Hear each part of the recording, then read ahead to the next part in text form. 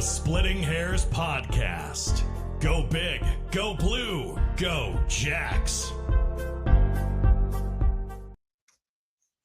Welcome to the Splitting Hairs Podcast, where San Diego's not a state, bison spelled with an S, and Wile E. Coyote never gets the job done. Got a special guest here tonight, my man Matt Tollefson.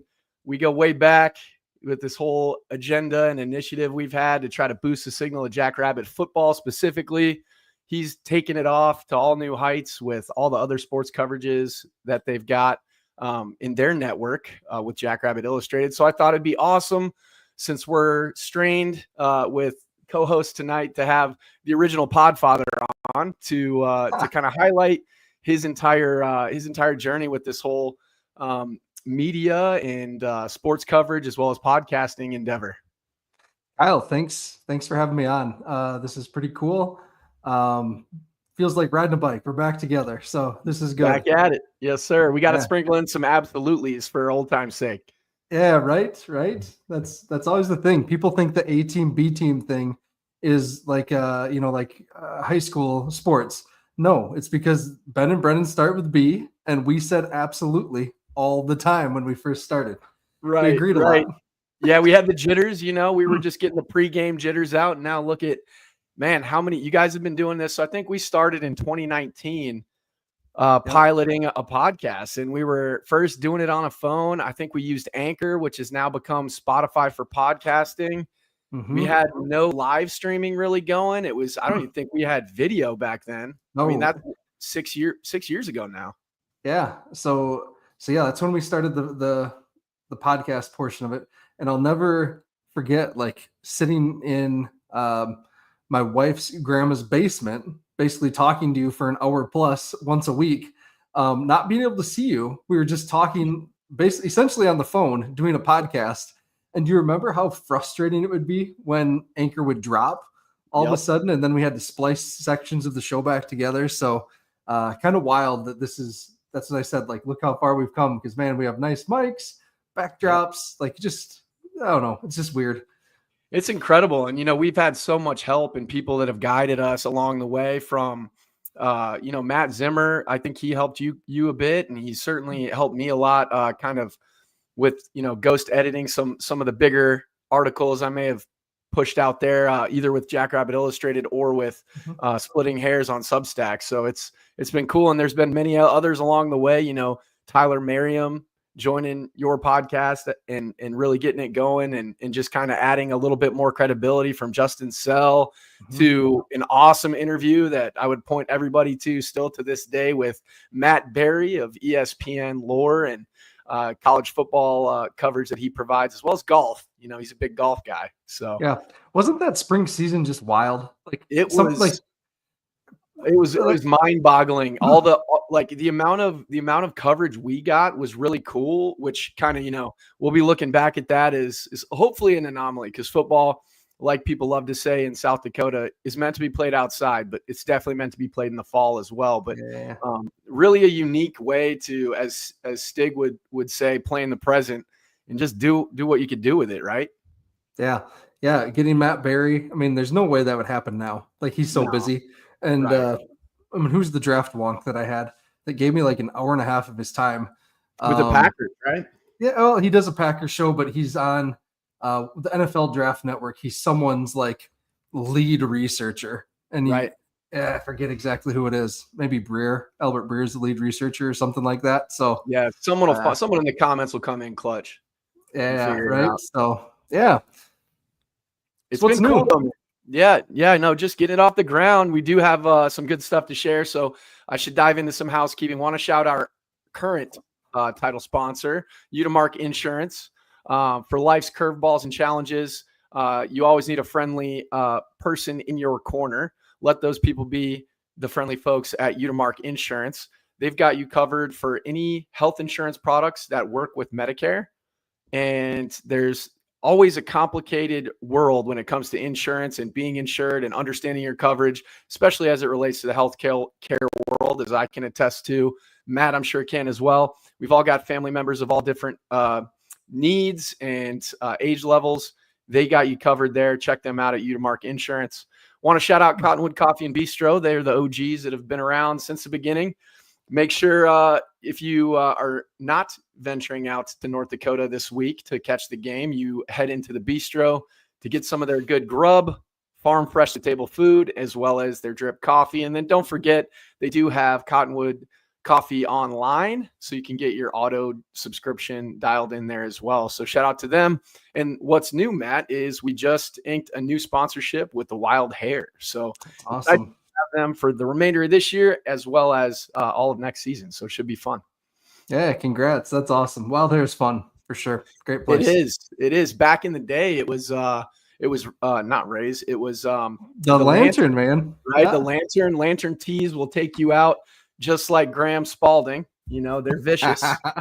And they'll do a number on you, right? They'll do a number on you. But a lot of fun times there. And actually, it's so funny because some of my family was actually looking to make some investments in a college town. What a great place to be able to do something like that. And they were looking to take over. I think there was a bakery next to it. And they were looking to take over a lot of that space and put in a place called the Wild Hair Saloon. So it's funny how things come full circle, and someone else did it, and they're doing it much better, and we're excited to have them. As I was joking with them over there, I'm like, once a year I spend at least a sponsorship worth in food and drinks, I'm sure. So right. They'll get their return quite quickly, I'm sure. Awesome. Well, good for you. Congratulations.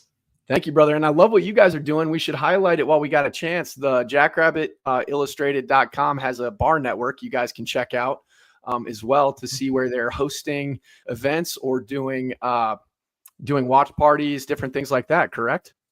Yeah. So that's something new we added this year. Just the Jackrabbit Illustrated Bar Network. I believe there's close to 20 on there. Minnesota, South Dakota, one in Wisconsin with a connection to Colin Kochart somehow. So that's kind of funny. And really, it's just kind of a fun place. Watching Jack's games with Jackrabbit fans is always fun. You know, a lot of people are traveling this time of year, especially for hunting or even with harvest, whatever it may have been. So yeah, just trying to get people in and get them watching the shows. And we know there's the Twin Cities Jackrabbits. They have their big gatherings. The Southeast Staters, they've actually grown so big. They have an East Side watch party and a West Side watch party. So that's pretty cool for them, just that tremendous growth. And then all the places in Brookings, including, Cubbies and including the Wild Hair. So, yeah. That's right. Well, nothing brings eyeballs like a great team to focus on and great athletics really writ large for South Dakota State. And they've been so blessed to have such high-performing men and women sports teams for so long now. We kind of get spoiled and we lose sight of the fact that we have certain teams like the 2023 version of the Jackrabbits football program that took things to such new heights that it spoiled some folks, as we've all talked about on our pods in different segments. And I think this year is still like a very optimistic program on the rise, navigating all this season's versions of, adversity. And I think there's a lot of great stuff to come, which brings us right into this week with UND, which we'll get into later. But is it the classic trap game? Because the guys are, looking ahead maybe to some other contests, or do we take care of business? So it'll be fun to discuss. Yeah, right. I don't know. Where do you want to go with that? Let's go. Let's leave that as a little teaser. And man, I want to dive into again just some more of how you started this endeavor with Jackrabbit Illustrated. Kind of have this pod serve as a standalone kind of a feature for your program, as well as what we've got going as far as game preview. Sure. Yeah. So in 2016, 2017, I was back at SDSU, was working as an academic advisor, and had really gotten into just following on social media the recruiting process. Like, I was that kid, Kyle, that when it bought a pack of football cards, looked at the picture on the front quick, made sure there was no jerseys or autographs or anything like that, but then immediately flipped it over and started learning about the player, where they go to college, how many years they've been in the NFL, their height, weight, that kind of stuff. I don't know why. It just always interests me. When I got older and started playing NCAA college football, I was that kid that would fast forward through the games and only worry about the recruiting. And then the off season is when I really, dug into things. So there's just something about roster building, knowing the backgrounds of players that just always interests me. So again, 2016, 2017, on my personal Twitter, started retweeting a lot of the commits, doing a lot of research, trying to find out who was committed after, Dan Jackson or Eck would tweet out a big celebratory, we got one or whatever it may be. And then it just kind of became like, well, geez, like I should just formalize this and kind of start this brand. I'm super creative, so I just came up with the name Jackrabbit Illustrated. That's perfect. And that's perfect. Yeah, and right, the rest is history. I mean, I even remember going back even further when we were in college together, and we were in Wendy Emo's technology class together. And I think on signing day, it was you, me, and Jeske and Tony Thompson, and those skinny defensive ends from California committed. Can't remember their name. Yeah. And I just remember Tony kind of like, oh my gosh, what are we doing? but it was just pretty funny just on, you're kind of starting to think about roster building and construction and things like that. Even a long time ago, which is just wild to think about. Yeah. And then finally, 2017, I'm on paternity leave. It's our second kid being born. First kid, we had no clue what the heck we were doing. So I did take like 4 weeks off with the second kid, figuring it'd be an adjustment again. Lennon, that's my daughter, Lennon. Such a good baby. Great name. Yeah. And it was just, it was like, well, geez, I have all this time now. I took 4 weeks off. So I started a blog. And my first entry in the blog is about the women's WNIT tournament. And like how that like cemented like my love of Jackrabbit basketball. Like when Indiana came and there's that whole line of students out the door of the hyper and stuff. So that was Megan Vogel. Exactly. Dominating back in the day. Yeah, that was a heck of a atmosphere. It was really a cool thing to see because, at the time we can look at it laughingly now and kid because the basketball team, I think, had one more win my freshman year than the football team did. And that's tough, especially considering you have quite a bit more games that they play. And so you're like, man, this is definitely, historically been a good, solid basketball program for men's, but really women's basketball carried the torch of Jackrabbit athletics as a whole for quite a while. Yeah. So to see them pack the house of the Frost, RIP, to just completely show out for a P4 program coming into the Frost was an excellent sight to see, and it really cemented like, okay, they're for an outsider coming in from Georgia and then obviously Southern Minnesota where I graduated, it was really an exhilarating experience and kind of a nod to we're going in the right direction, I think, as a whole, like just with time, with buy-in, with the right recruits. Kind of took us a minute to get some recruits in, really more so settled into academics because South Dakota State, I would say, is a pretty good academic institution that just being from, being a small school on the prairie that might get overlooked a bit. But I think now coming into the modern era, it's getting its due for sure. Yeah. It just, I think, back to those early teams, you mentioned women's basketball kind of carrying the water for a while.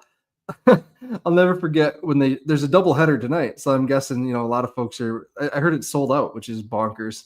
Yeah. But I remember the women would play first in front of a pretty full Frost arena. And then by the time the men started, people would stick around for a little while, but by first quarter, second quarter, everyone was gone. Like I remember that pretty distinctly. Like it was a struggle. It was a struggle for a while. And the guys that stuck around, Kai Williams, Garrett Callahan, like those kind of guys, man, they made a difference because I can't imagine what would have happened. Yeah, and before you know it, Nate Walters is drafted in the NBA draft, and the program completely turns on a dime. And you start to see, oh, damn. So men's hoops has a guy drafted way higher and before the football program that had more success, I think, inching along than basketball had, at least from a men's perspective. And it's just like, okay, now we got a kind of is it a juggernaut in the making in terms of, large scale athletics that we had moving into the D1 era. And I think the rest is history, as they say. Yeah, absolutely. Absolutely. There's our absolutely for tonight. Absolutely. I And love it's it. kind of funny. I've talked to Klink a little bit, Coach Klink from the basketball team, and he credits Marcus Heemstra, who's become a friend now after graduation, but he credits Marcus Heemstra with turning it around, right? Because there's something about Marcus had committed to play basketball. Jordan Dykstra was committed to Wake Forest. The coaching change happened. Mark Dykstra starts looking around. He commits. Nate Walters wasn't committed yet. Nate Walters' dad saw that we pulled this kid from Wake, and he gets Nate going. And he had said Nate Walters will never attend SDSU. After Dykstra committed, Nate commits for the class in front of them. So it's all.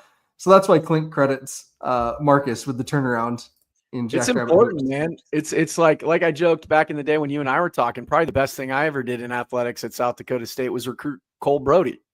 Yep. Yeah. Right. You know? That's right.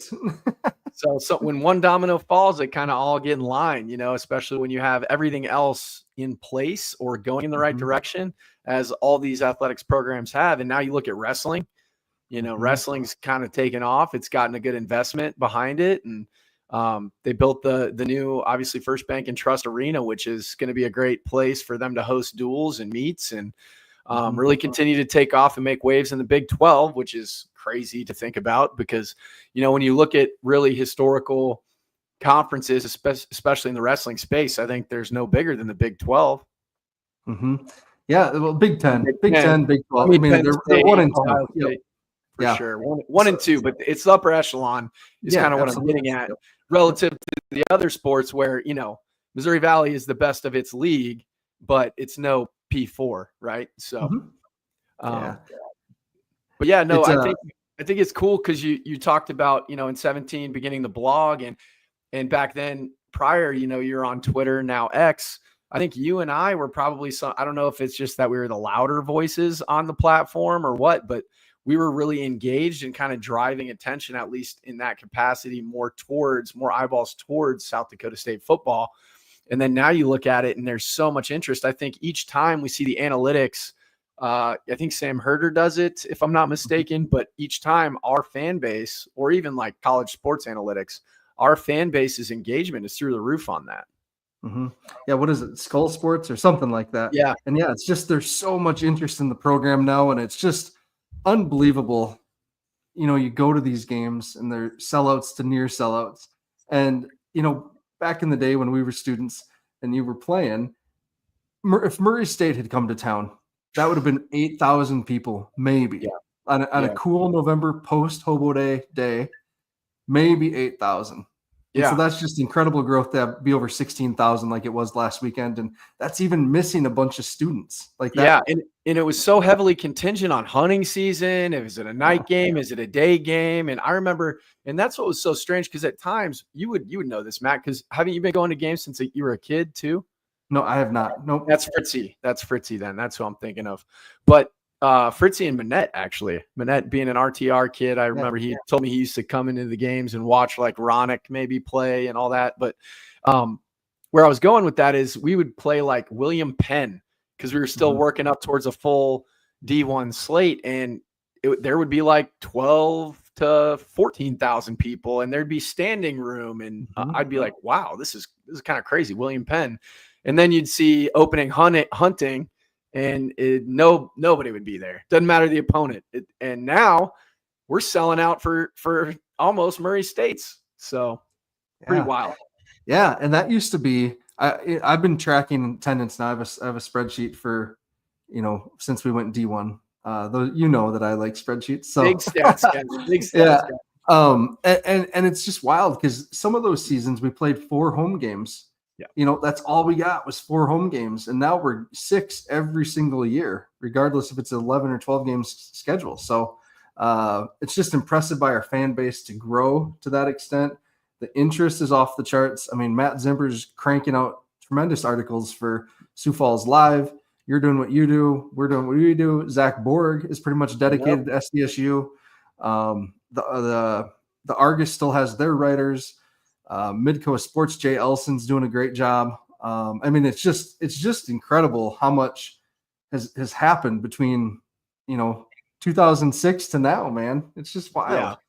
And I love Zimmer's, just like he's really turned a corner, I think, too, because I think, we all at times had like, man, are we going to get over the hump? Is this team's not performing to the standards that we see and the expectations of the fan base, and which one is misaligned here? And now, I mean, Zimmer's got great critical feedback. He's got great praise. He gives flowers when they're due, but he also has a unique style, I think, in how he tweets or how he delivers messages. Like, one that jumps off to mind in recent memory is Sioux Falls on Sioux Falls violence from, a Jackrabbit defender hitting the Sioux Falls quarterback for Murray State. So it's like just kind of fun to kind of keep track of that as the game goes on. And Borg himself, I give him a lot of flack about whether maybe the Chiefs or some of the other stuff he posts, but I got to say that guy takes it in stride, and he's excellent as well. And we'd be remiss if we didn't talk about Tanner Castora. Yes, thank you, Facebook user.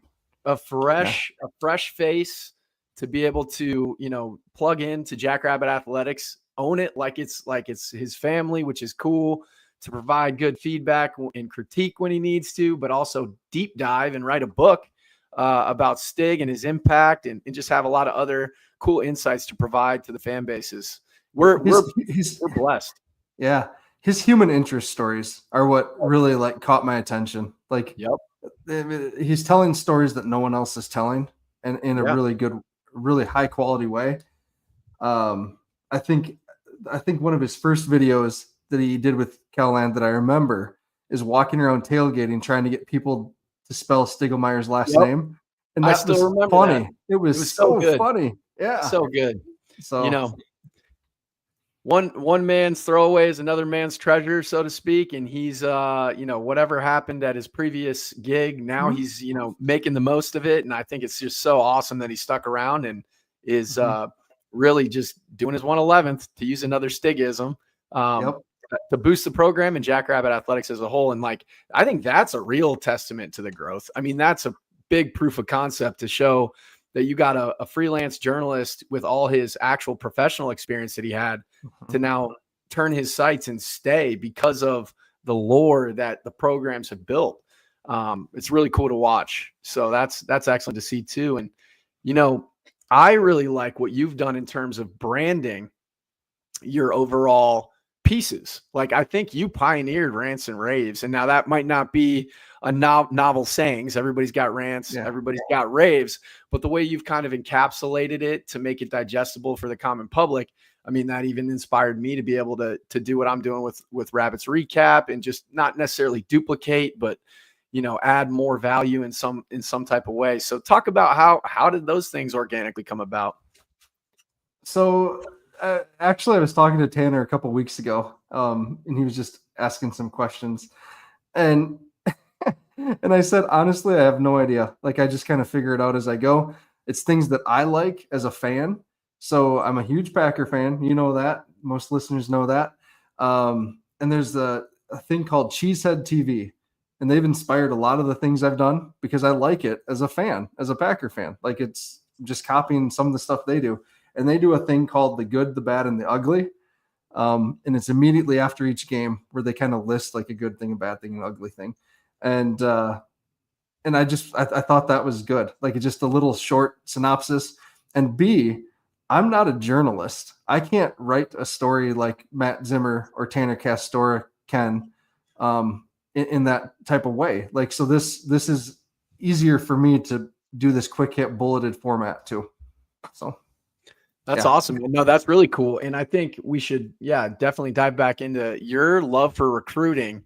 I think really reminds me of some of the older platforms I remember following down south that were really big, because I grew up in a hotbed of Power 5 FBS recruiting, where everybody would check rivals.com, and whatever collegiate iteration was affiliated with rivals.com within that network, check their recruiting score, which now is like, we always talk about it. Are the stars inflated, underinflated? Like, I guess, when you see them, how they adapt to college culture, college life, time management. Now with all the NIL money and transfer portal, that's a nightmare. So it's hard to even kind of keep track of stars, so to speak. But what you were doing from a recruiting highlighting standpoint, it really is unmatched at the FCS level, and you'll never take credit for that, and because you're a humble guy, but it's really stupid, the level of attention to detail that you do, and how much value it brings to the program. Yeah. I don't know. I'm just interested in it. I don't know why. It's fun. I like to keep that portion free for Jackrabbit fans, right? That's one of the things, we have wonderful sponsors. But if you look at some of our peers, especially to the north, their recruiting stuff is all behind a paywall. And I wanted to not do that at all. Because it's about the fans. It's about fans being knowledgeable about who's coming up through the program. And it's the same thing, when I write my position previews in August and I visit with the coaches, I ask about every single player, not just the guys that you're likely going to see on the field, but it's everyone that's coming up in the program too. So I don't know. I just love it. That's good. I mean, you should always follow the things you love, and then, because I think it's organic and it definitely shows in the quality of the work, because then obviously, like you're saying, if it's not behind a paywall, you must really love it, right? Because I know you're a career man with a big family. Time is limited. So to be able to deep dive into that because you're so passionate about it is a great outlet. But also, when you look at drawing attraction to more fans and a broader reach, keeping it free and being knowledgeable about it draws that familiarity when they hit the ground running as underclassmen, or oh, that's a Sioux Falls kid, or oh, who's this kid coming from Missouri? Isaiah Davis, who's that? Yeah. You know what I'm saying? Like, oh, he's Gatorade Player of the Year. Didn't Matt say that? That's like incredible to be able to follow and keep tabs on. So I think, hats off to you for that. And that's only going to have, again, a trickle down effect where someone young, when we're older and grayer, takes a torch and assumes the mantle. Or this Brian Williams cat in the comments here, who's this kid coming from Valdosta State? Right. I've only heard of him once in my life, and it's when they came to Mankato and whooped up on my Mavs in the playoffs when I was there in 2014 or whatever. So it's just fun. I mean, I never thought I'd watch Valdosta State again until Brian Williams committed to come up here. So, right. Just kind of fun stuff like that.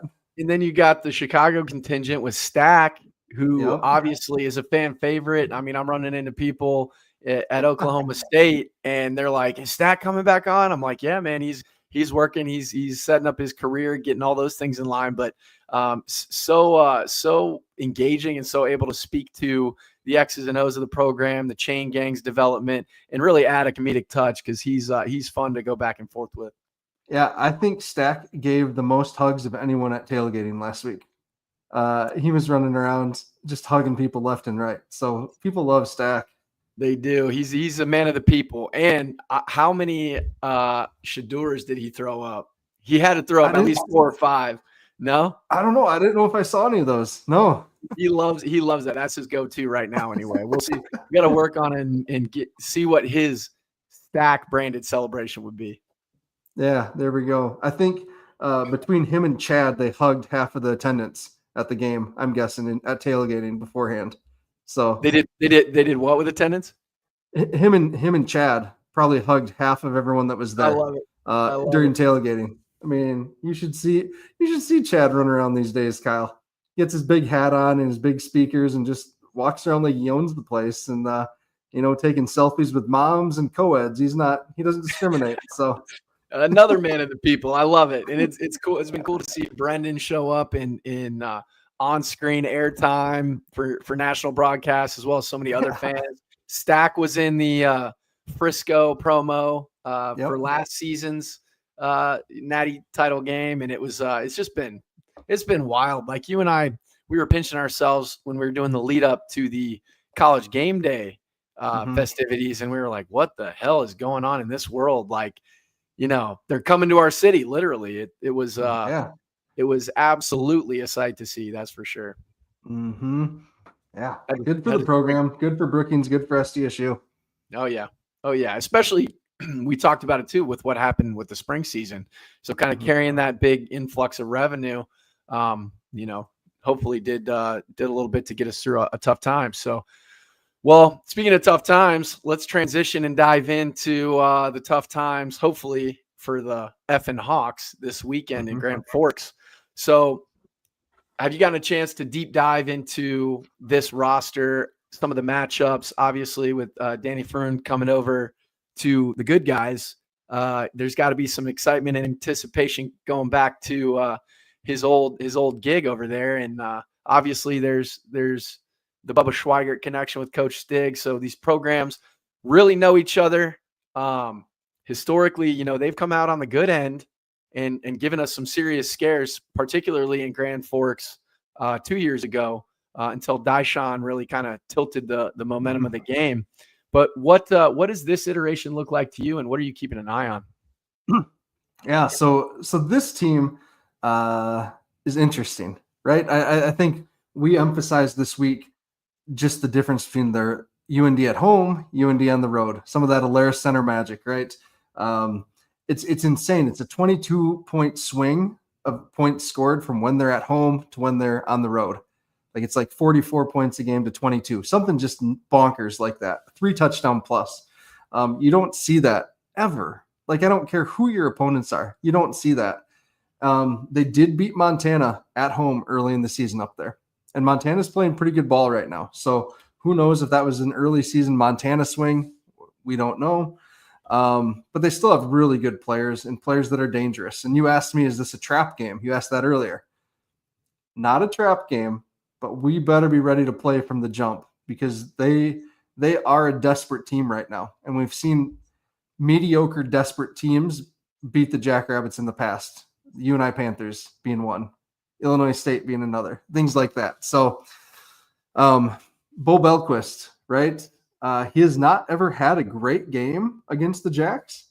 Kind of that great player that just has never broken out against us. Speaking of UNI, David Johnson, never did much against the Jacks, but he sure whooped up on everyone else. Yep. But Bo Belquist is really good. Dallas Beanham, Kobe Humphrey, their hands are going to be full with him. Their new quarterback, Simon Romfo, he's 5'11" on his tippy toes. But he can scramble. He has a decent arm, but he's playing behind a decent offensive line too, that somehow replaced 4 starters and looks pretty dang good still. So what are you seeing on offense?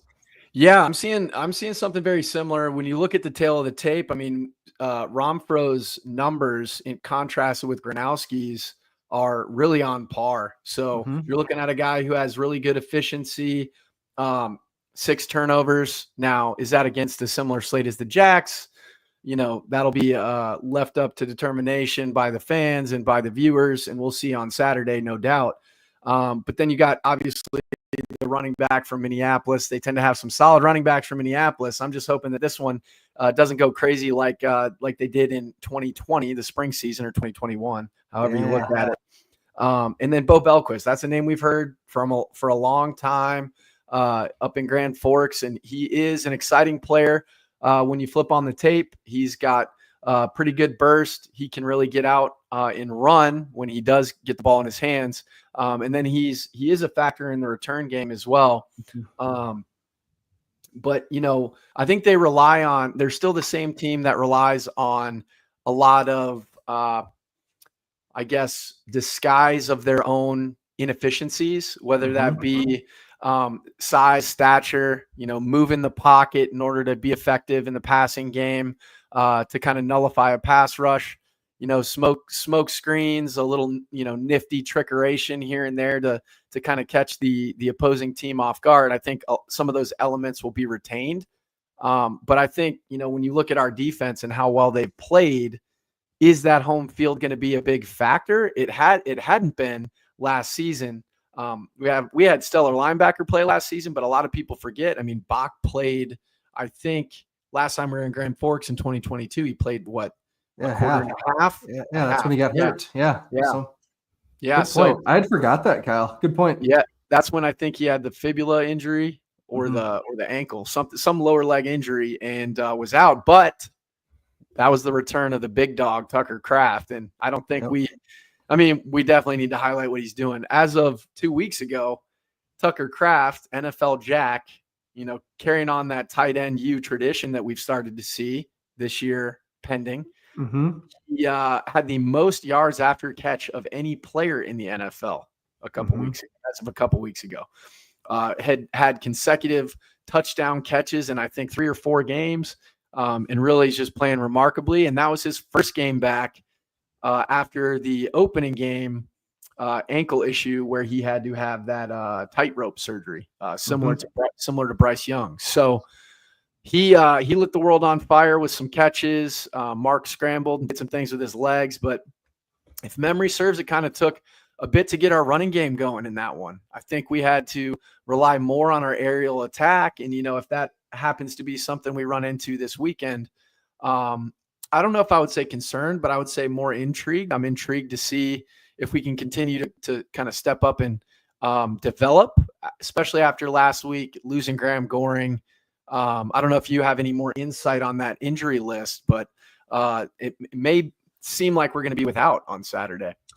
Yeah, there was some reports from people that sit behind the bench, right, that he was in a walking boot, but then someone said like by the end of the game he was up playing catch, not in a boot, like he could have gone back in. So we'll see.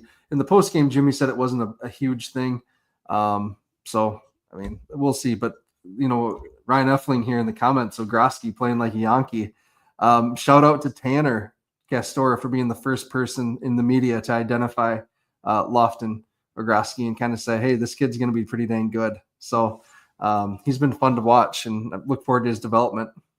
He definitely has. And like to rise up as a true freshman in critical situations, particularly in the Fargo Dome, that comes to mind. I mean, I want to say he was the first person to secure a catch of over 10 yards. Yeah. So that's something to be said, because that program, as we know, brings a great defensive showing pretty much every time. And no different than South Dakota State, that I think is playing at the highest level on defense, or one of the highest in the entire FCS. So, Ryan brings up another point. It doesn't look like the moment is too big for him, and that's one thing you always want to consider. Now, the next thing I want to see in progression, maybe it's asking too much of him at this stage in his career, but blocking, let's clean it up. Don't need to get cakes downfield, nullify touchdowns, do things like that. But I love the effort and the tenacity, and that kid's showing up, and that's what we want to see, because someone had to step up. I mean, Graham Goring seemed to be the guy that was establishing that consistent connection, especially as of late with Mark. We all know what Griffin can do, right? We all know what Wildy's got in the repertoire in his receiving arsenal. Again, I do think it is a bit incumbent on the coaching staff to find more creative ways to get these guys the ball. And I do like how we've been running more of the pistol. Back when you and I were regularly podcasting together, I'd always harp on the pistol. I can't stand the offset gun looks, because I think it's way too predictable from a run stuffing defense to understand your keys and reads. So meaning if you got a running back lined up to your right as a quarterback, well, he's probably going to run left across the formation. Any type of counters you do, it's slower developing. It allows for penetration. Lots of things can go wrong, especially when you're pulling. I like the pistol. It just is a cleaner operation in my mind, and you can do a lot of creative things out of it. I even posted on Twitter on our handle. I like the Diamondback pistol formation, because I think there's a lot of creative things you can do with it from a perspective of, do you throw 2 tight ends, Alpers and Stoffel back there? Do you put 2 running backs, Amar and Angel back there? Do you put KTV back there? Shout out to Chad. Love it. That name is sticking, and I love it. I'm here for it. Go ahead. Yeah. Or do you throw the Gator back, that I love to call? I love to brand him the Gator back. In Chase Mason. And there's so many creative things that you can do with it that really can set the defense off in looking at personnel groupings. For those of you who don't know, personnel groupings are always looking at, if you see them holding up numbers like 12 or 11 or 10 or what have you, that's one back, and then the next one signifies how many tight end groupings there are. Now, the best personnel grouping you can ever run is 13, as everyone knows, which is one back and 3 tight ends, but I'm highly biased there. But what were you going to say about the offense? Just the same thing, the creativity. That they haven't ran it recently, but earlier in the season we saw some orbit motion from Kentrell. It's probably not out of the pistol, I guess it's probably offset, but still, like there's there's some opportunities there just to disguise a little bit what you're doing, and to get some decent matchups, some confusion on the back end if they're not communicating, that all that kind of stuff too. So yeah, for sure. And I think, back in the day, I was way back in the day, and I probably shouldn't remember this. There's way more important things to remember, but I was so livid with Coach Eidsness out there, and he wasn't using wow, I completely forgot his name. Johnson. He wasn't using Johnson's ability to draw box defenders, pull them out. Yeah. Cade Johnson. Sorry. A lot of other things I'm remembering, of course. Cade running across the formation to pull the backers out. So we had like a little bit wider run lanes to get them off their steps, to maybe create some false steps. That's called a zag motion. I mean, depending on which receiver you're talking about. So a zag motion going all the way across the formation. That's where the A comes in, or zig going in and stopping. And then there's obvious different nomenclature you can use for complete orbit motions and all types of things. Now you're seeing at the NFL level and in college to really identify zone or man. They'll come into the box, go right back out of the box, and right into a route. So I think there's so many cool things you can do to set defenses off guard and off schedule that we need to exploit and take more advantage of as we move forward throughout the season. And there's no reason to keep all that in your back pocket is my thing. At this stage in the season, like, let it all out. Like, let's start to explore and run some of these packages and formations, especially like this is the biggest thing I was thinking. And now we've had some conversations. Maybe he struggles a bit to adapt to the playbook, but why not take Brody Gormley, split him out wide, see if you can't create a mismatch. All I hear about is this kid's athleticism. And when he opens it up, you can see it. Yeah. And his catch radius has got to be through the roof. If he struggles to block, I mean, smaller guys, bigger guys out there on the edge, it can be tough to get a hand on. But see if you can create a mismatch, identify if it's man or zone, and then exploit that. I mean, it's not rocket science. And there's real easy ways to identify getting the passing game going that I just haven't seen us dive into yet this year. Yeah. And I think last week we did start to see again, things start to turn, things start to come together. And at this point, I really do think it's a comfortability thing and a trust thing, right? You saw Mark really open it up, that throw to Stoffel right away on that first drive, that throw to Wilde on the opposite side. It's coming. We're getting there. It's just going to take a little bit still. So for sure. Yeah. Yeah. And for those of you who think that, I'm saying they're not doing enough, I'm just saying I want to see maybe tweaks and creativity, which they probably do have in the repertoire. They just haven't necessarily installed relative to the opponent's strengths or weaknesses. So all these things come into play, and I just like to help frame that for the lay fan that might be like, what are they doing? Let's, come before we get our pitchforks in hand. Let's like maybe take a beat. So it's good that you bring that up, Matt. I think. Kyle, did you see when you were talking about keeping stuff in the bag or not or whatever, Jimmy's press conference, he said Maxwell Woods is going to play for us in the postseason. That's the freshman running back, 34. So Maxwell's used 3 games. Well, maybe see him for one more. He wants to save him for a game where he can get lots of run like he has been doing. But he said Maxwell's, potentially a punt returner, kick returner in the backfield. So I think that 4-game freshman rule is really cool, especially for a player like Maxwell that we've seen glimpses of, and man, sure do like it. But he's at a deep position. So I like it. I don't love it because where the heck was it when I was playing? That would have been right. Elite. No, it's really cool. I think Maxwell, our backs, Coach Rouse has got to be just swelling with pride inside to be at the classification that we are and to just churn out the talent in the backfield that we have for so long. We have a bevy of riches still. And it's incredible to be able to watch them develop and the guys be able to take the reins right out the gate. Like when you watch Maxwell's ability to run after contact for not being the biggest back and being young and not even being in Coach Jacobs' strength and conditioning program for a full year, the sky's the limit for him. I do think that it was cool just being kind of a technical guy myself, listening to the color commentator Curtis Riggs, talk about how the only thing he needs to do is maybe not pitter patter when he's because it's a sign of him thinking as he's trying to make his next cut. I'm kind of torn on that too, because guys with that level of creativity in terms of being elusive, you don't want to coach that out of them. But I'm excited to see all that to say. I'm excited to see Rouse's work with him and development for more years to come. And see, I think that's genius by Coach Rogers too, to say, hey, we're probably going to maybe want to rest some guys. We'll probably get a decent draw in the playoffs, not looking too far ahead, but you have to be creative as a coach and say, hey, we're going to leverage this, get him some playoff run, and just add to his experience. Yep. Bring up Ryan Efling's most recent comment here. Woods looks like a completely different guy from Augie to Murray State. He does. I commented that in the A team. Like physically, the transformation in a month and a half is bananas. Like I can't imagine what he's going to look like if he stays healthy during the spring and winter workouts, that kind of stuff. And over summer, my goodness, we're going to have a monster, folks. Which underscores we can't say enough about the job that Coach Jacobs has done just with invigorating life into the program. And just, when you've had guys that have been there for years, Coach Mo did a lot of solid work for a lot of programs. But now to take a guy who he kind of mentored but has varied experience from his travels in the strength and conditioning world at different programs, pretty solid programs himself.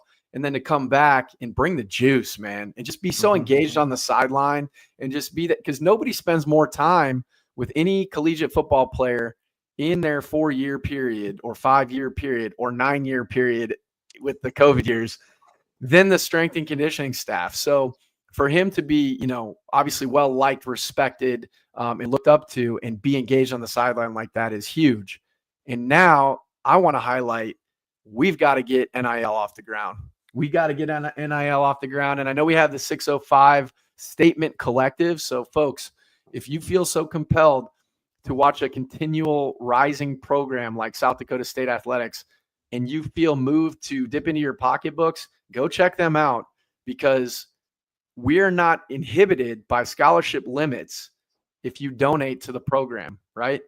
And you impact lives that then go on to contribute in the community. It comes to mind, Cam Jones stayed there.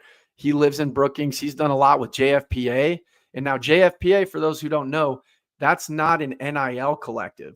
That's simply the group of brotherhood, the former players that do what they can to impart resources, meals, swag, different amenities for the football program specifically, but they're not necessarily equipped to be doling out NIL money, which is obviously compensation for name, image, and likeness in accordance with the skill set or the amount of appreciation you have for a player, a position group, things of that nature. So consider that, take that into account. Tell your friends about it. Tell everybody about it. 605 Statement Collective or any NIL affiliated with South Dakota State that can help boost the program and navigate those limitations around funding for the scholarships. It is going to have to be something that we get going. It just is. I mean, you look at some of our peer institutions and other schools in the Valley, they're getting stuff going. We got to do the same. So right, especially if we want to continue to have national championship aspirations, given the poaching that's going to go on and continue to go on with our ascendancy and getting these national televised games. Guys like Chase Mason showing out in every which way. I mean, he's a specimen. I think he's anchored in, but let's not get hasty and think we've got everybody for all 4 years, because that's just not the nature of it. Now we'll benefit from some Power 4 bounce backs and stuff, but as we all know, those don't always hit, and we don't want to rely on that. We want to continue Coach Stig and Jimmy's ethos of homegrown guys that we build up and retain them and develop them, like the Wildies, guys like that. We gotta really anchor in. So I think I beat that drum pretty soundly. Who do you like to show out this week for South Dakota State? Maybe get off the schneid. Could be any position group on either side of the ball. Yeah. So one of the matchups outside of Dallas Beanham versus Bo Belquist, that's A1 in my opinion right there. But next up is Sam Hagan making a return to the Alerus Center versus some of the really quality outside linebackers that they have. Josh Navratil That's a name we've heard for a number of years. 6'2", 235 outside linebacker, 5 sacks on the season. I think 5 quarterback hurries. He's a player, and he's been a problem before. So that's one matchup that I'm going to be watching for sure. Lance Ruckers, the other outside linebacker, new to the lineup this year. But again, Sam Hagan's coming back. There's got to be some weird feelings about that. So hopefully he's locked in because he's going against an all Valley type of outside linebacker. Yeah, no, that's a great point. It's always like really, really fascinating to watch guys returning to a place where they committed so much time and energy in this era of transfer portal and NIL athletics that do the nerves and jitters get to him? Is he dialed in and prepared, as I'm sure he will be? Or, like does the atmosphere take over? There's so many fascinating things to keep an eye on. I like that one. For me on the offensive line, I'm going to go offensive line with you. I think Gus has been a stalwart holding it down at the center position for a long time now. And I think we've started to see at moments issues with some of the other pieces that are filling in, whether that's through communication, working up the second level in tandem blocking. I think that it's very difficult. He has, in my opinion, the toughest job on the offensive line, save for maybe the left tackle. But him to be able to navigate these smaller interior linemen last week against South Dakota, massive interior defensive line, right? And when you come up against North Dakota, it's a lot more stunting, a lot more exotic looks. So how is he going to handle that? Is he going to pass it off well? What's protection going to look like? Because I think the biggest thing is you can't have dented protection in the middle of the pocket. That is a nightmare. You got to keep the cup sound, as offensive line coaches like to say. Keep the cup, maintain the water, maintain the cereal, whatever you want to say, and make sure Mark can navigate a clean pocket, whether he has to climb up, because preferably you don't ever want him to have to roll out and escape and run deep behind their own line of scrimmage. So I'm keeping an eye on old Gus. The Gus Good, there train. you go. The unit matchup that I'm watching is our special teams. Our special teams has not been special the last 3 weeks, and you've harped on it. I've harped on it. Prior to that, they were awesome. We had talked about how we hadn't talked about them since Pat Cashmark became the position coach. It was just kind of a set it and forget it kind of deal. And then as soon as we talk about it, bad shit starts happening. And the last 3 weeks have been a train wreck.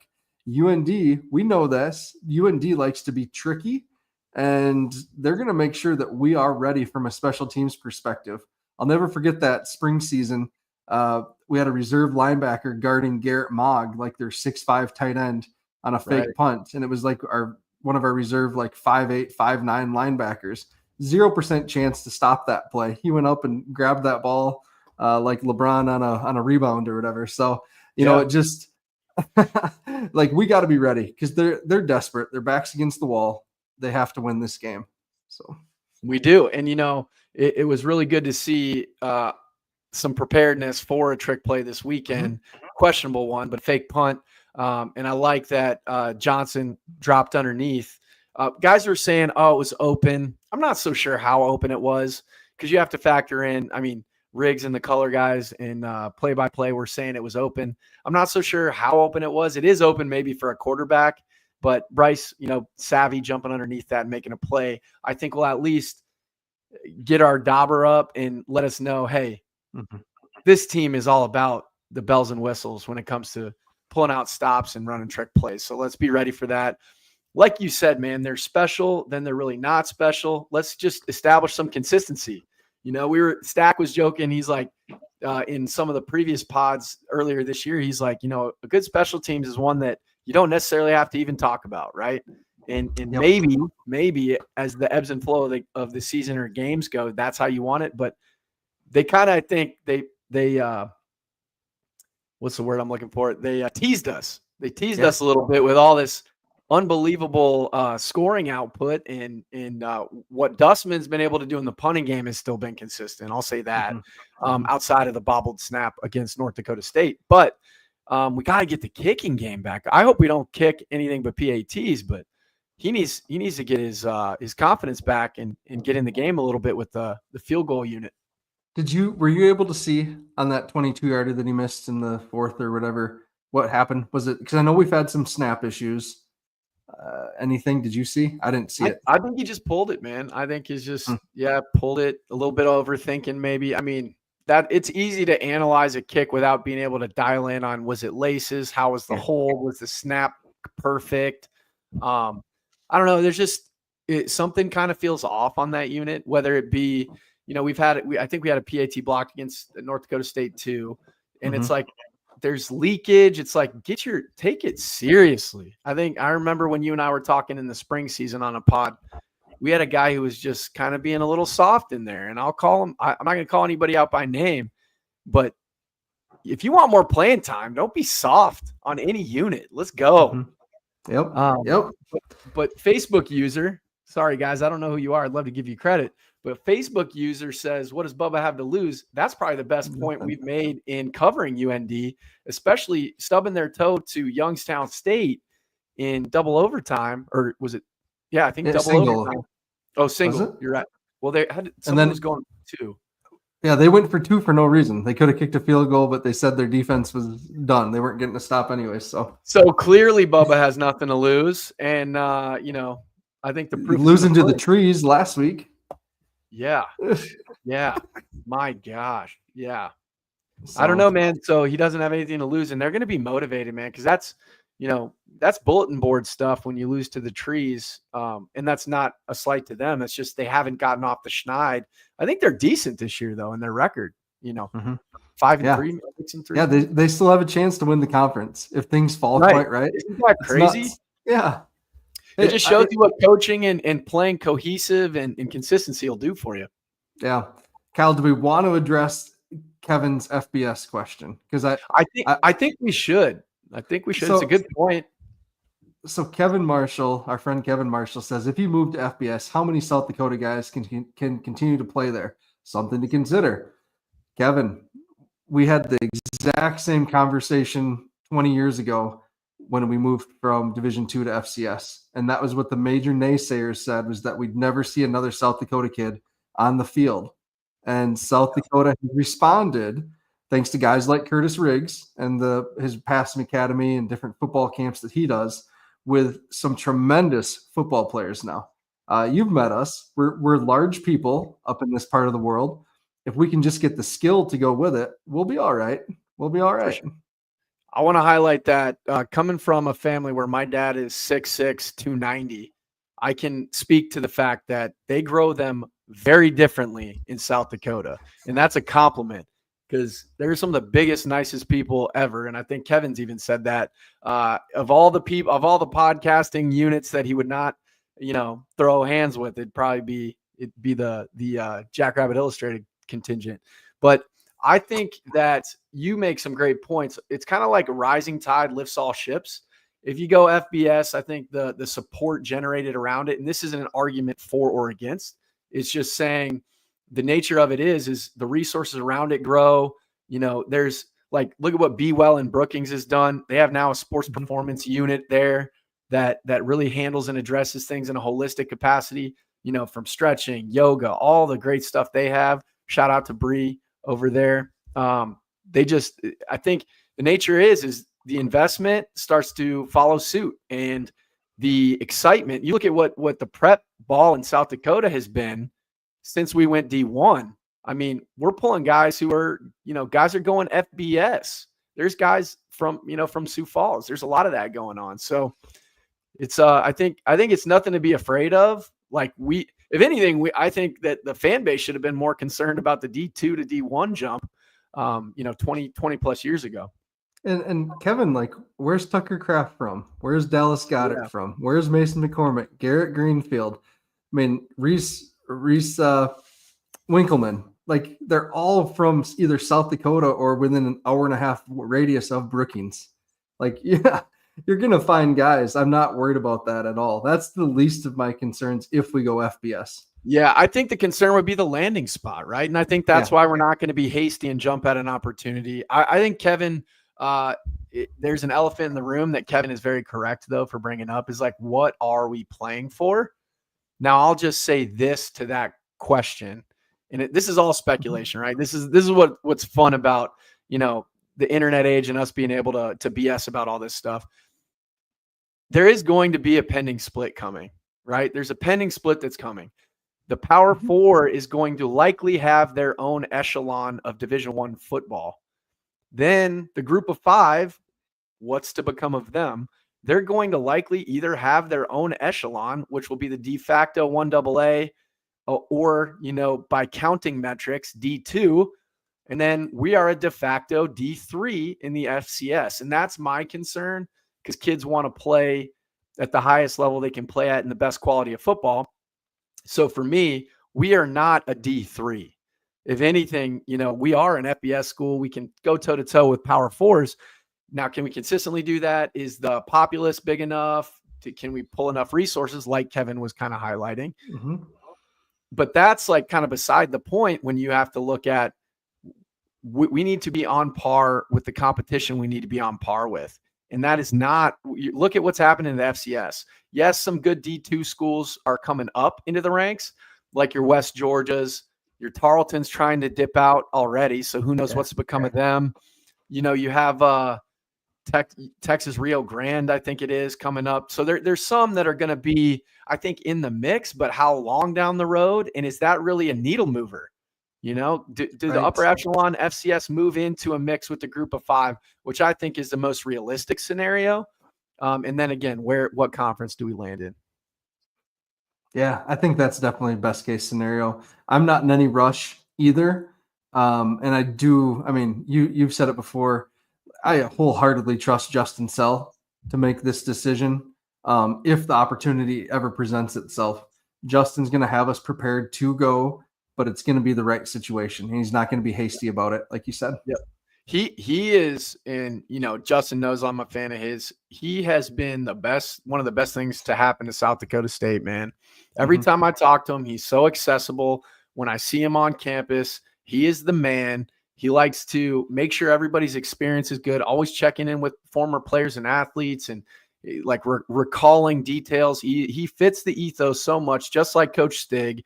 And I think it's really cool to have him in our ranks and not have him not want to up and leave for another next bigger, brightest, shiny object type gig. I've talked to him about that. He was approached about several times down the road. So I think he will position us for success in the future. And I think, again, a cool thing, and I'm curious to get your insight on this, Matt, a cool thing to see is NDSU's been flirting with the Mountain West now, and they're starting to kind of take the bait on some of this flirtation. Mm-hmm. Do they go and we kind of get a test pilot to see how, is that, did they jump the gun, or is it, a favorable invite? We'll see. I have no idea. I'm excited. We'll see how the chips fall. What's your take on it? So about a month ago, right? Let's just back up. That Snowbelt Twitter account, what they tweeted was very accurate. Was very accurate. I don't know Go check it out, guys, or how they knew that, but it was very accurate. And it kind of fell apart because Air Force decided to come back. I have had conversations this week with folks, and they basically said that the Brett McMurphy story caught them off guard because football only was never really on the table in the prior discussions. So that's interesting. And I think there was going to be conversations had to figure out, where did these come from and why weren't we part of the conversation? So we'll see on that and where that shakes out. But know again that I fully trust Justin and his team to have us in the right possible position. And to clue people in on why that discussion has been opened back up for North Dakota State is NIU is kind of balking at an opportunity to, I don't know if it's a move up, but to move out. Why? It doesn't make any sense. It doesn't make sense for them. I think they stay put. Are they trying to capitalize on some recency bias where, NIU had a good knockoff of Notre Dame, but have since kind of stubbed their toe? I don't know what it is, but I think it's more appealing from a bystander and a lover of the game of football, particularly, North Dakota State looks way more intriguing to me. And I've talked about this on Twitter about needle movers. When you're weighing all of your options and you're looking at TV draw and revenue, and you're looking at populace of schools like UTEP's, there's about 1 million people out there. So you got a lot of eyeballs, but those eyeballs aren't going to be attracted to necessarily a top tier product. No. Right. So it's kind of chicken or egg. You know that any of the Dakotas, any of the Montanas are going to have a lauded following from their fan base for years to come, decade. Nobody's bailing on these programs. If anything, they're only getting more swell, more momentum. And you got both schools, one of them maybe slightly more than the other, having a little bit of fatigue from the same tough opponents, a dwindling competitive pool. And like, this is more of an indictment on other schools needing to back and fund their institutions in these other FCS areas, as opposed to us being really hasty to want to jump. So like, if you don't want the top tier to jump, like, get your shit in line. Pardon my French. Yeah.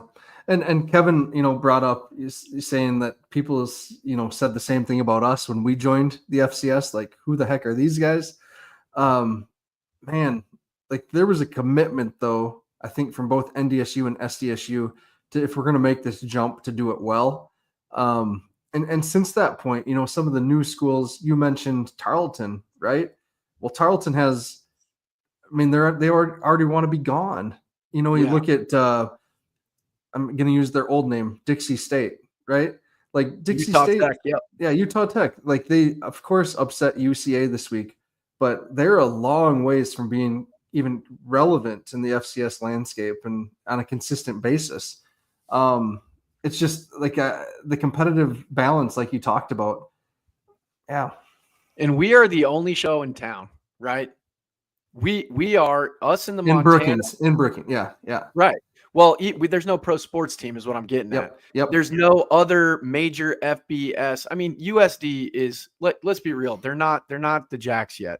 And maybe they never will be. And I don't foresee a package deal of all the Dakotas going up together, unless it's a snow belt elevation type scenario, which I think is really cool. And it's strange that that's starting to potentially, as the complexion unfolds, maybe that becomes some type of a reality. I haven't dived into the logistics. I think at times it would be non-feasible, but we'll see. I just think that when you are the only show in town, you have to consider that for appeal, at least, in my estimation, because again, it goes down to, are you buying brand or are you buying bodies, right? Because the brand will draw more bodies over time, merch, licensing, outside of TV deals. Because I don't think TV deals are going to be what they are or were. I think it's going to shift even more into streaming, if anything. Yep. Agreed. And Kevin mentions West Georgia. Yeah, West Georgia has the potential to be really good. West Florida is a brand that I'd like to add from Division II, at some point. With Missouri State leaving, I think we need to approach, Missouri or Northwest Missouri again, Kobe Claiborne's institution about that. Even into, was it Michigan, into Grand Valley? Yeah. I ran into some folks there. Yeah, up in Michigan, I ran into some folks there, and I just don't know. They don't. It's a lot harder, in my opinion, going from D2 to D1 than it is going from FCS dominant powerhouses to Group of 5. I mean, it really, the difference being is affiliation. Who's going to extend the invite? And that's more dollars. The way the complexion is right now in terms of college football playoff, they don't want more schools cutting into the dollars, right? But if there's two separate playoff formats, because you have Power 4 doing their own thing, which they really should, like, let's be real. We don't need to see, it used to be San Jose State and UNLV. They've had a kind of a turnaround, but historically, like, schools like that, or Hawaii competing consistently with Power 4s, like, it just doesn't make any sense. Right. So I think Group of 5, top tier FCS makes more sense in combining. I think at the start of the season, wasn't it Sam Herder that had the tweet saying, like, Alabama and Kennesaw State should not be in the same division, and North Dakota State and Stonehenge or whatever it is in the Northeast. Or like They shouldn't be in the same division. Yeah, Mercyhurst. Yeah. There we go. Right. So like that, it is like that just makes a ton of sense, right? Like what Sam is saying there. There needs to be some sort of in between actual division, and let the FCS, whatever, if they don't want to, the schools that are choosing not to invest in their football at a really high level, like the Dakotas and Montanas, do your thing. That's fine. Yeah. Damn, maybe we can get some NATO investment, like in the FCS. Like everybody's arsenal has to be up to par. Like we need the arsenal up to par, men and women. Like we need to get it where it needs to be in the FCS so that the appeal is not there, it changes dramatically in terms of the complexion. I always love this conversation, especially when it relates to the transitional options that may or may not be on the table. I think. When we just circle back to UND here, special teams, we talked about that element of the game. We talked about offense. Defensively, you spoke about Bynum and Belquist matchup. That's going to be interesting. Garrett Mogg is gone, so that's good. He didn't really go off last year, so that's excellent to see. And really the 605 Hogs just flex their muscle. So as far as defensively, who are you keeping an eye on just in terms of singular players for the Jacks? Who did I have? Obviously Bynum, and then Bach. Bach managing Ramfo in the pocket there. That's going to be one. Those scrambles, those QB scrambles, as well as I think Francel on Isaiah Smith. He's a tremendous receiver out of the backfield. He's a great running back, a very good receiver, good hands. Francel has done a wonderful job this season. Playing backs and playing in the flat and playing fast. And so that's a guy that I'm watching for sure. Bach and Francel. Yep. And we know the chain gang has got to get it done. Everybody loves Francel and the law firm. I love it. Each week we see big props and flowers to those cats. But I agree, Seth, 100%. I don't know if it's showing up in the stat sheet for it. It seems like it might be, but that cat can play some football. And I love it, man, especially after watching him burst on the scene against Iowa, have a non-contact injury that kept him out the whole season, and him just steadily continue to improve his game. That's a guy everybody in Jackrabbit Nation needs to continue to laud and keep an eye on and be appreciative that he continues to grow. When you look at other cats like Bach, he's been quiet throughout the year, but lately, man, just continuing to step up and elevate his game. And find new heights. And it's just so fun to watch him run sideline to sideline and hash to hash. Yeah. It's going to be one that we're going to miss on the Jimmy Rogers coaches show a couple weeks ago when he was talking about him and Mark, and you could hear the emotion in his voice, talking about those two, the leadership that they bring and just their commitment to the program over the years. It's going to be different not seeing him out there, but we've said that for Roseboom. We said that for TJ Lally, on and on. So, which brings up a good point. I can't wait for the next guy we get to miss. Yeah. You know what I'm saying? Can't wait for the next man up we get to miss and talk about for years to come as far as their output in blue and white. And it's going to be cool to see also when we talk about different guys to highlight and different players to keep an eye on. Chase Mason, do we have a limited rep count for him? Is he playing? Is he injured? What's the status? He's on the 2 deep, but getting injury information out of this coaching staff, it's like getting gold out of Fort Knox. So, right. So you're saying there's a chance? No, right. Yeah. I we'll see. I'm guessing it's going to be one of those things. Maybe he goes through warm-ups, see how it feels. Ankle injuries, can be finicky. So yeah, they can. I will tell you this. This is something that's going to be super nerdy to discuss, but I'd love to discuss it because it blows my mind. I played with a guy, you guys might have heard of him, Colin Koshart. Never taped his ankles in practice. I think he taped his ankles in games. To me, Chase Mason he's not appeared to tape his ankles in games, which does give you a lot more dorsiflexion. You do get more mobility. It does make you feel like you can get up and down quicker in terms of burst. But when you're in the pile and guys are rolling and ripping and tearing at you, Oh man, he's such a weapon. I get nervous to see no ankle tape on some of these cats. So that's just my nerdy output. But how's it going? We've been rocking and rolling for a long time. I got to let you get going. What's up, guys? My studio has been overtaken here, Kyle. So you got the whole crew. I love it. That's a 2 minute. That's not what do they call it now? The 2 minute timeout. That's our 2 minute timeout.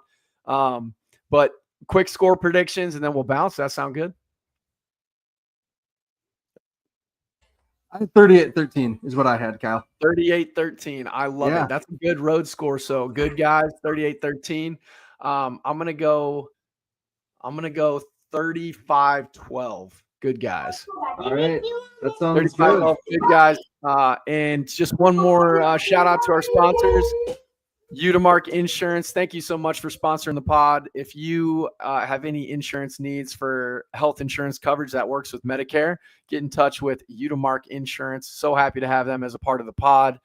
Again, shout out to Cottonwood Coffee and Bistro. Make sure you go get your caffeine fix, your teas, your eats at the bistro. Maybe go get some good conversation pre-game or post-game at Cottonwood Coffee on Main in Brookings.